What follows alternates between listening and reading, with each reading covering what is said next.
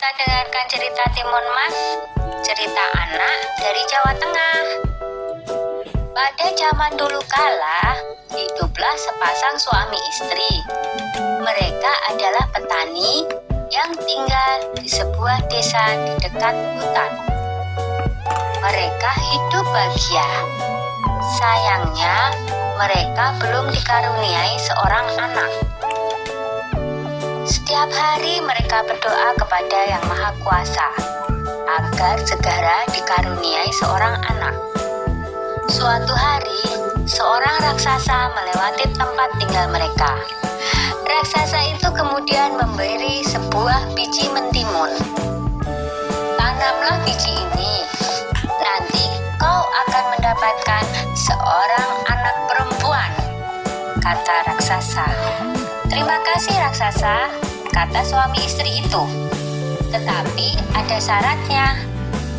Pada saat usianya 17 tahun, kalian harus serahkan anak itu kepadaku, saut raksasa. Tanpa pikir panjang, mereka segera menerima biji itu dan menyetujuinya. Suami istri itu kemudian menanam biji mentimun itu. Setiap hari mereka merawatnya dengan baik.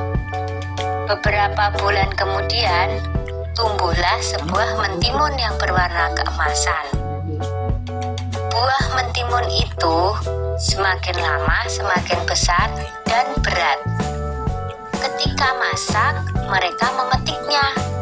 Dengan hati-hati, buah itu pun mereka potong. Betapa terkejutnya mereka, karena di dalam mentimun itu ada seorang anak bayi perempuan yang cantik dan lucu. Tahun demi tahun berlalu, Timun Mas tumbuh menjadi gadis yang cantik jelita. Kedua orang tuanya sangat bangga padanya.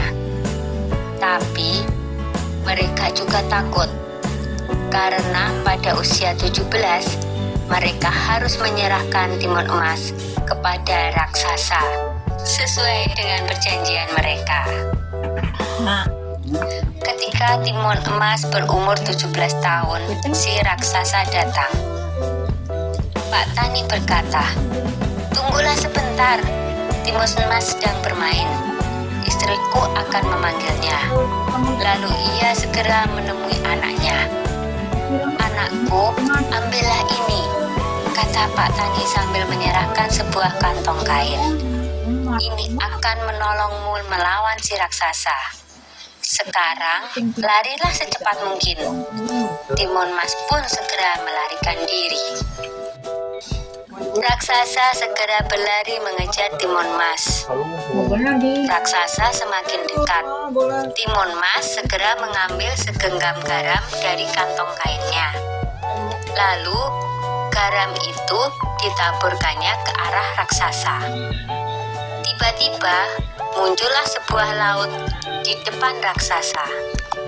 Dia terpaksa berenang dengan susah payah. Timun Mas berlari lagi, tapi kemudian raksasa berhasil mendekatinya. Timun Mas kembali mengambil benda ajaib dari kantongnya dan dilemparkannya ke arah raksasa. Seketika muncullah pohon dengan ranting dan duri-duri tajam menghalangi si raksasa. Raksasa berteriak kesakitan. Tapi raksasa itu sungguh kuat dan terus mengejar Timun Mas. Maka Timun Mas pun mengeluarkan benda ajaibnya yang ketiga. Ia menebarkan biji-biji mentimun ajaib. Seketika itu pula, tumbuhlah kebun mentimun yang sangat luas. Sampai akhirnya, Timun Mas melemparkan benda ajaib terakhirnya, yaitu segenggam terasi udang yang berubah menjadi danau lumpur yang sangat luas. Raksasa itu akhirnya terjerembab di danau lumpur itu dan tak bisa lolos lagi. Timun Mas selamat dari kejaran raksasa. Timun Mas pun kembali ke rumah orang tuanya. Ayah dan ibunya sangat senang melihat Timun Mas berhasil selamat. Sejak saat itu, mereka hidup bahagia bersama-sama.